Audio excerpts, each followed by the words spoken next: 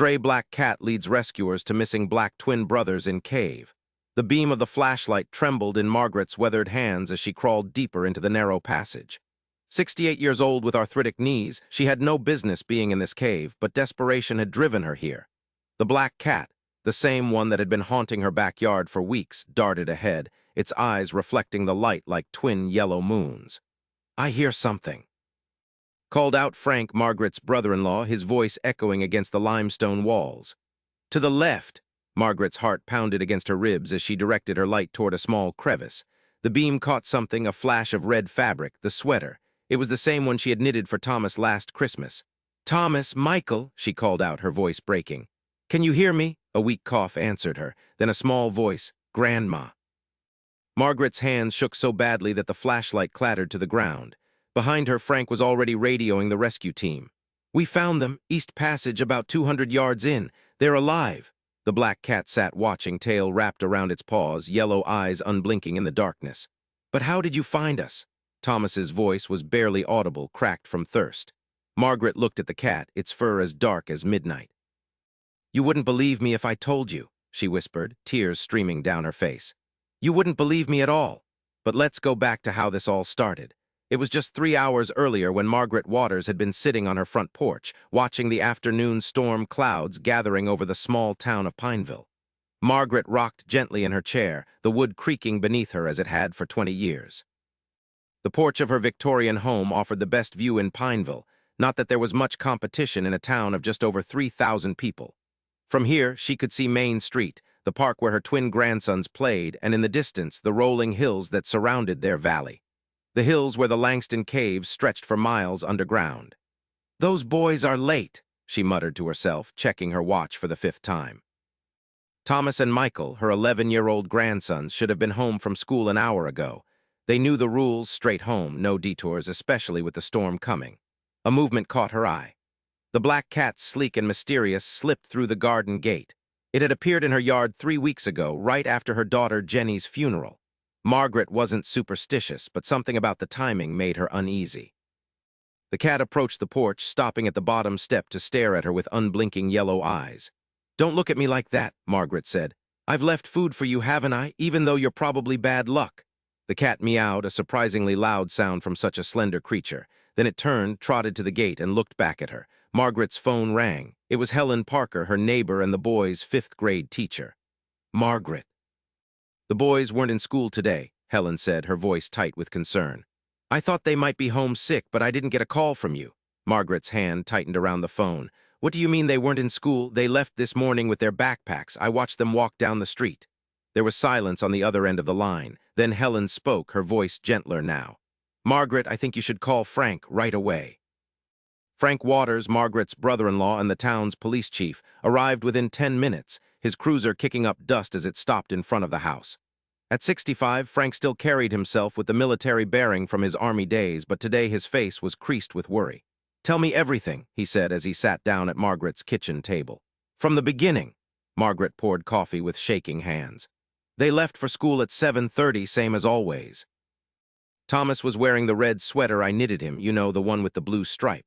Michael had on his green jacket. They had their backpacks. They were arguing about some video game." Frank nodded, making notes. "And you saw them walk all the way to the corner?"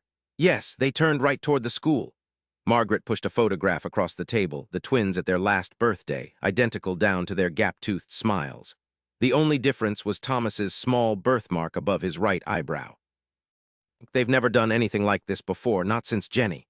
She couldn't finish the sentence. It had been just 3 weeks since her daughter, the twins' mother, had died in a car accident on Route 16. The boy's father had left years ago. Margaret was all they had now. Frank reached across the table and squeezed her hand. "We'll find them, Maggie. Kids this age, they sometimes do impulsive things when they're grieving." "They were talking about the caves yesterday," Margaret said suddenly, remembering. "About how their friend Billy's older brother took him there last weekend." Frank's expression darkened. "The Langston Caves, those are no place for children. Parts of them haven't even been mapped." He stood up, already reaching for his radio. "I'm calling in everyone if they're in those caves with this storm coming." He didn't need to finish. The caves were notorious for flooding during heavy rains. As Frank made calls from the porch, Margaret noticed the black cat sitting in the garden watching the house. When it saw her looking, it meowed loudly and trotted toward the back fence, stopping to look back at her. Margaret frowned. There was something almost deliberate about its behavior. Within the hour, Frank had organized a search party. Volunteers from all over Pineville gathered in Margaret's front yard, the volunteer fire department, teachers from the school, parents, and neighbors. Many of them had known Jenny since she was a child, had watched the twins grow up. "We'll split into teams," Frank announced. Team 1 takes the route to the school and all surrounding areas. Team 2 searches the park and the creek. Team 3 heads to the caves with proper equipment. He looked at his watch. "It's 4:30 now. We've got about 2 hours of daylight left. Let's move." As the teams dispersed, Margaret grabbed her jacket. "I'm coming with you to the caves." Frank shook his head. "Maggie, it's too dangerous. Your knees, they're my grandsons, Frank," she said firmly. "I'm coming." Frank knew better than to argue with his sister-in-law when she used that tone. It was the same one Jenny had used, the one that said the discussion was over. As they headed toward Frank's cruiser, Margaret spotted the black cat again. It was sitting by the garden gate, watching them. Then, as if making a decision, it darted across the street in the direction of the hills. Margaret stopped. "Frank, wait, look at that cat." Frank followed her gaze just in time to see the cat disappear around a corner. "What about it? It's been acting strange all afternoon, like it wants us to follow it." Frank gave her a gentle look. "Maggie, I know you're worried, but we can't follow a stray cat. We need to stick to the plan." Margaret nodded, but something nagged at her. As they drove toward the hills where the Langston Caves opened into the earth, she kept thinking about those unblinking yellow eyes. The staging area for the cave search was already busy when they arrived. The volunteer fire department had brought lights, ropes, and communication equipment. Sam Harding, who had been exploring the caves since he was a teenager in the 1970s, was explaining the layout to the volunteers. "The main entrance splits into 3 passages about 50 yards in," Sam said, pointing at a crude map spread on the hood of a truck. "The left passage is the most extensive but also the most dangerous. It goes down about 60 feet and has several narrow sections. The middle passage is shorter but has a small underground lake. The right passage is the easiest to navigate but doesn't go very deep. If they're kids exploring for the first time, they probably took the right passage," suggested Diane Lewis, one of the volunteer firefighters. "Unless they were trying to impress each other," Sam replied. "I've seen plenty of kids do stupid things to look brave." As the group prepared to enter, checking equipment and forming 3 teams for each passage, Margaret noticed a dark shape slinking between the parked vehicles, the black cat. It sat near the cave entrance, its tail twitching. When it saw Margaret looking, it meowed loudly, then disappeared into the left passage, the most dangerous one. "Frank," Margaret said, gripping her brother-in-law's arm. "The cat, it went into the left passage." Frank sighed. "Maggie, I know how it sounds," she interrupted. "But I think we should check the left passage first. Call it grandmother's intuition." Frank looked at her for a long moment, then nodded. "Sam," he called, "we're taking Team 1 into the left passage." Sam raised his eyebrows but didn't question the police chief. "Be careful. There's a tight squeeze about 100 yards in. We call it the needle's eye. After that, it opens up into a larger chamber." Margaret pulled on the hard hat they'd given her, adjusted the flashlight, and followed Frank and 2 firefighters into the cave. The temperature dropped immediately as they stepped out of the afternoon sun. The walls glistened with moisture and their footsteps echoed strangely in the enclosed space. "Thomas! Michael!" Frank called every few yards, his voice bouncing back at them from the stone. There was no answer except the distant drip of water. As they ventured deeper, the passage narrowed until they reached what must be the needle's eye, a tight vertical crevice barely wide enough for an adult to squeeze through sideways. "I'll go first," said one of the firefighters, a slim young woman named Rachel. She slipped through without much difficulty and called back that it was clear on the other side. Frank went next, grunting with effort as he forced his broad shoulders through the gap. Then it was Margaret's turn. "You don't have to do this," Frank said from the other side. "You can go back and wait." "I'm coming through," Margaret replied firmly, though her heart was pounding at the thought of the tight space. She turned sideways and began to edge into the crevice. The rock pressed against her chest and back, making it hard to breathe. Halfway through, she felt stuck, panic rising in her throat. "Easy, Maggie," Frank's voice came from the darkness ahead. "Take a deep breath, well, as deep as you can, and keep moving." Margaret closed her eyes and thought of Thomas and Michael. She pushed forward, ignoring the scrape of stone against her shoulders, and suddenly she was through, Frank's strong hand steadying her. "Good job," he said softly. They continued forward, the passage widening into a chamber as Sam had described. Their flashlight beams created strange, shifting shadows on the walls. The ground sloped downward, becoming increasingly slippery. Careful, Rachel warned. It gets steep here. As if on cue, there was a scrabbling sound ahead and a flash of movement in their flashlight beams. The black cat, somehow ahead of them again, blinked in the sudden light before disappearing down a side passage. There it is again, Margaret said. The cat. This time, Frank didn't argue. Let's check that passage. The side passage was narrower and less traveled, with no footprints in the soft earth except for the delicate paw prints of the cat. They followed it for about 50 yards before it opened into a smaller chamber. Their flashlights played across the walls, revealing ancient graffiti from generations of teenagers. Thomas, Michael, Frank called again. This time they heard something, a faint sound that might have been a voice.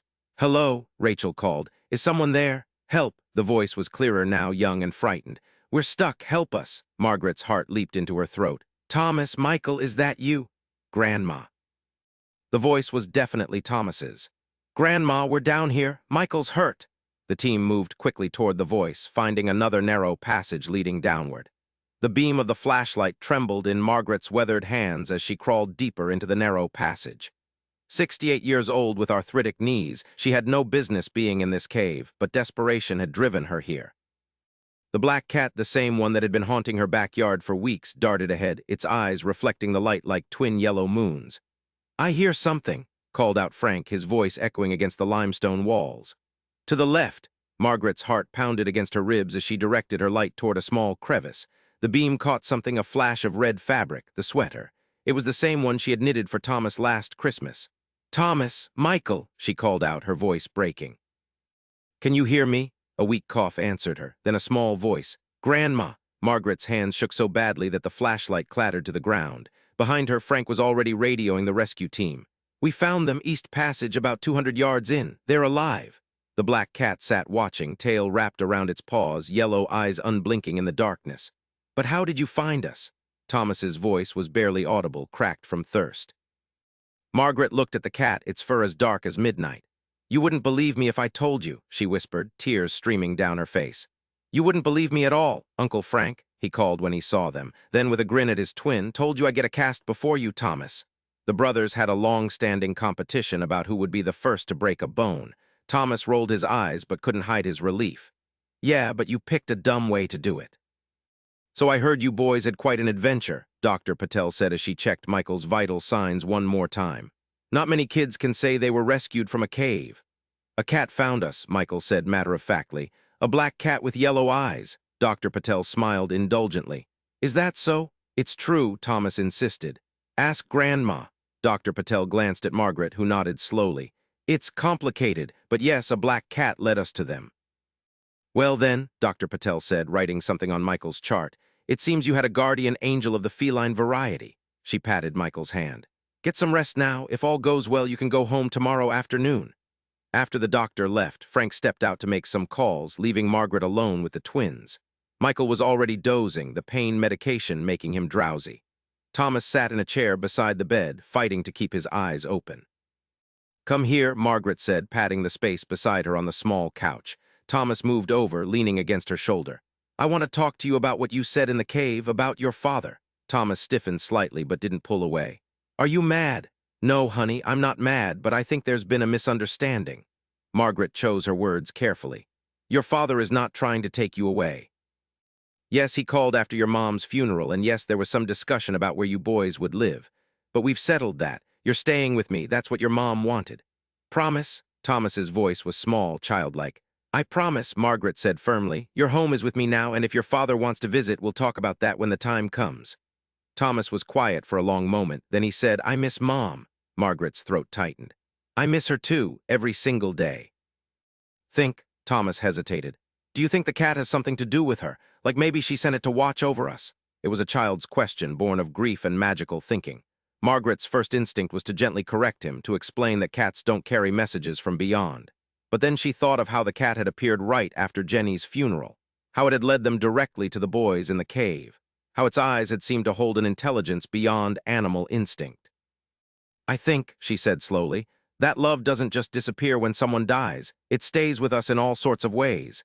Maybe the cat is one of those ways, I don't know for sure, but I do know your mom is still looking out for you one way or another. This seemed to satisfy Thomas, who nodded sleepily against her shoulder. Within minutes, he was asleep, the exhaustion of the day finally catching up with him.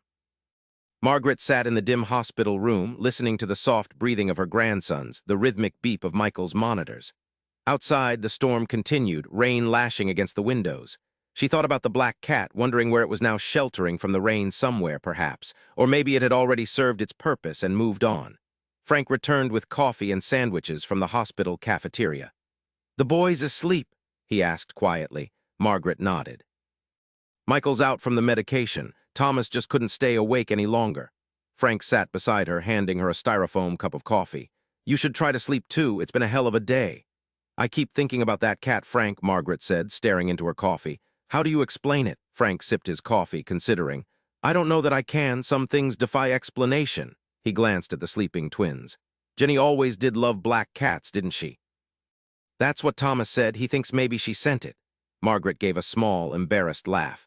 "Silly, I know," Frank shrugged. "Is it? Stranger things have happened. Remember when Dad died and Mom swore she kept hearing his whistle around the house for weeks afterward?" Margaret remembered. Their father had a distinctive two-note whistle he'd used to call the family to dinner. After his death, their mother claimed to hear it at odd moments, usually when she was worried or upset about something. "Maybe there are more things in heaven and earth, Horatio," Frank quoted with a small smile. "Shakespeare, Frank? Really?" Margaret couldn't help but smile back. "Hey, I read sometimes." He put his arm around her shoulders. "Whatever it was, coincidence, fate, or Jenny keeping an eye on her boys, I'm just glad they're safe." Margaret rested her head against her brother-in-law's shoulder, feeling the weight of the day pressing down on her. "Me too." The next afternoon, Michael was discharged from the hospital with instructions for care, a prescription for pain medication, and a pair of crutches he was already using to hop dramatically around the room. The doctors assured Margaret that his concussion symptoms should resolve within a week or two, and the leg would heal completely in about 6 weeks. Frank drove them home, the boys subdued but relieved to be heading back to Pineville. The storm had passed, leaving behind puddles and broken branches, but no serious damage. As they turned onto Maple Street, Margaret couldn't help but scan the yards and porches for a glimpse of black fur. "Do you think the cat will come back?" Thomas asked, as if reading her thoughts. "I don't know," Margaret answered honestly, "but we can keep an eye out for it." Home looked exactly as they had left it the day before, though it felt like weeks had passed. Frank helped Michael navigate the porch steps with his crutches while Thomas carried their bags inside. "I've got to get back to the station," Frank said once they were settled. "But I'll check in later. Call if you need anything." After he left, Margaret made grilled cheese sandwiches, the boys' favorite comfort food, and they ate in the living room, breaking the usual no food outside the kitchen rule so Michael could keep his leg elevated on the coffee table. "Grandma," Michael asked between bites. "Can we get a cat, a black one like the one that found us?" Margaret hesitated. She'd never been much of a pet person, always seeing them as extra work, extra expense, extra worry. Jenny had been the animal lover in the family. "I don't know, Michael. Taking care of a cat is a big responsibility, and right now we need to focus on getting you better." "We'd help," Thomas volunteered quickly. "We'd feed it and clean the litter box and everything." "Let me think about it," Margaret said, which was neither a yes nor a no. That evening, after getting Michael settled in the downstairs guest room, the stairs to the boys' bedroom would be too difficult with the cast. Margaret sat on the porch with a cup of tea. The night was clear after the storm, stars scattered across the sky like diamonds on black velvet. A soft meow made her look down. The black cat sat at the bottom of the porch steps, regarding her with those unblinking yellow eyes. "Well," Margaret said softly, "look who's back." The cat meowed again, then climbed the steps with deliberate grace. It sat near her rocking chair, its tail curled neatly around its paws. "I suppose I owe you a thank you," Margaret said, feeling only slightly foolish for talking to a cat. "For leading us to the boys." The cat blinked slowly. Margaret studied it in the porch light. It was thin but not starving, its coat glossy and clean. No collar, but it seemed too well cared for to be completely feral. "Where did you come from?" she wondered aloud. "And why us? Why our family?" The cat, of course, offered no answers, but it stood, stretched, and then, to Margaret's surprise, jumped lightly onto her lap. It turned around 3 times before settling down, a warm, vibrating weight against her legs. Margaret sat very still, unsure what to do. She hadn't held a cat since. Well, since Salem, Jenny's cat. Hesitantly, she reached out and stroked the sleek black fur. The cat's purr intensified. "So that's how it is," Margaret murmured. "You've decided you live here now, is that it?" The cat closed its eyes, apparently satisfied with this arrangement. Through the window, Margaret could see into the living room where Thomas was reading a comic book on the couch. In the guest room beyond, Michael would be sleeping, his broken leg propped on pillows. Her family, what remained of it after Jenny's death. Small, broken, but still here, still fighting. "Well," she said to the cat, "I suppose we could use a protector around here, but I warn you, those boys will spoil you rotten once they know you're staying." The cat's ear twitched, but it didn't open its eyes. Margaret continued to rock gently, stroking the cat's fur, looking up at the stars. For the first time since Jenny's funeral, she felt a sense of peace stealing over her. Whatever tomorrow might bring, tonight her grandsons were safe. And maybe, just maybe, they weren't as alone as she had feared. "Jenny," she whispered to the night sky, "if you can hear me, thank you for watching over us." The cat purred louder as if in answer. The next morning, Margaret woke to the sound of boyish laughter, a sound she hadn't heard in the house since before Jenny's accident. She followed it to the kitchen, where she found Thomas helping Michael balance on his crutches while the black cat weaved figure eights between their legs. "Grandma," Thomas exclaimed when he saw her. "Look who came in through the window. Can we keep her, please?" "Her?" Margaret asked, raising an eyebrow. "How do you know it's a she?" "We checked," Michael said matter-of-factly, "very carefully."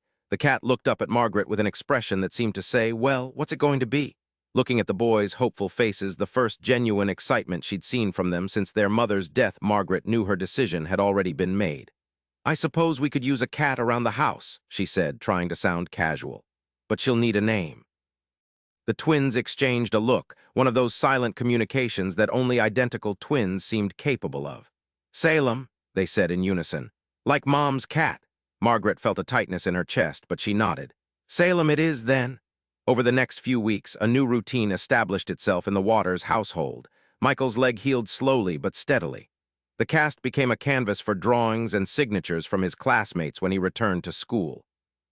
Thomas appointed himself his brother's protector, carrying his books, helping him navigate the school hallways, glaring at anyone who came too close to the injured leg. And Salem the cat made herself completely at home. She slept at the foot of Michael's bed, followed Thomas around like a shadow, and spent her evenings curled on Margaret's lap as she watched the evening news. Frank visited regularly, bringing casseroles from well-meaning neighbors and updates from the town. The story of the twins' rescue had become something of a local legend, growing more elaborate with each retelling. In some versions, the cat had actually spoken to lead the rescuers to the boys. In others, it had carried medical supplies in its mouth. "People need their myths," Frank said with a shrug when Margaret complained about the exaggerations. "Especially in small towns, it gives them something to believe in." 6 weeks after the cave incident, Michael's cast came off. The doctor pronounced him fully healed, though he would need physical therapy to regain full strength in the leg. That evening, the family celebrated with pizza and ice cream. Even Salem got a small dish of vanilla, which she licked with delicate precision. As Margaret cleared the dishes, she noticed Thomas standing at the living room window, looking out at the darkening sky with a troubled expression. "What's on your mind?" she asked, joining him. Thomas hesitated. "Do you think Dad's really going to come back?" "To see us, I mean?" Margaret sighed. She'd been expecting this question. Their father, David, had called several times since the cave incident. The conversations had been awkward, stilted by years of absence and the fresh grief of Jenny's death. But he had expressed interest in seeing the boys, perhaps even having them visit him in California during the summer. "I think he wants to," she said carefully. "Whether he actually will, that's up to him. But if he does, we'll handle it together, okay?" Thomas nodded but didn't look entirely convinced. "Thomas," Margaret said, turning him gently to face her. "No matter what happens with your father, this is your home. You and Michael belong here with me. Nothing's going to change that." "Promise?" Thomas asked, echoing the question he'd asked in the hospital. "Promise," Margaret said firmly. "We're family, the three of us. Well, the four of us, counting Salem." She glanced at the cat, who was washing her face on the back of the couch. "We stick together." This seemed to satisfy Thomas, who nodded and went to join his brother in the kitchen, where Michael was attempting to balance on his newly healed leg. Later that night, after the boys had gone to bed, Margaret sat on the porch with a cup of tea, as had become her habit. Salem jumped onto the railing, silhouetted against the night sky. "Well, Salem," Margaret said softly. "We made it through. Michael's healed, Thomas is less afraid, and she paused, considering. I think I'm doing better, too." The cat watched her with those intelligent yellow eyes. "I still miss her," Margaret continued. "Jenny every day, but it's different now. It doesn't feel like I'm drowning anymore." She took a sip of tea. "The boys help. They're so much like her sometimes it takes my breath away, but that's good, I think. It means she's still here in a way." Salem stretched, then jumped lightly onto Margaret's lap, settling down with a contented purr. "And then there's you," Margaret said, scratching behind the cat's ears. Our mysterious guardian. Where did you come from, I wonder? And why did you choose us? Salem, as always, kept her secrets. But as Margaret rocked gently in the chair that had been hers for 20 years, she found she didn't need answers anymore. Some mysteries were better left unsolved. Some miracles didn't need explanation. Above them, the stars shone down on the small town of Pineville. In the distance, the hills that hid the Langston Caves were dark shadows against the night sky. And in the house behind her, 2 boys slept peacefully, safe and healing. "Thank you," Margaret whispered to the cat, to the night, to whatever forces had brought them all together. "Thank you for leading us home." Salem purred louder, her eyes half closed in contentment. Tomorrow would bring its own challenges: Michael's physical therapy, Thomas's lingering fears, the possibility of their father's return. But tonight, in this moment, all was well. They had each other. They had their protector. They had found their way through the darkness of grief and emerged, if not unscathed, then at least intact. And sometimes, Margaret thought as she stroked Salem's midnight fur, sometimes that was miracle enough. Thank you for listening. If this story touched you, please subscribe and share your thoughts in the comments.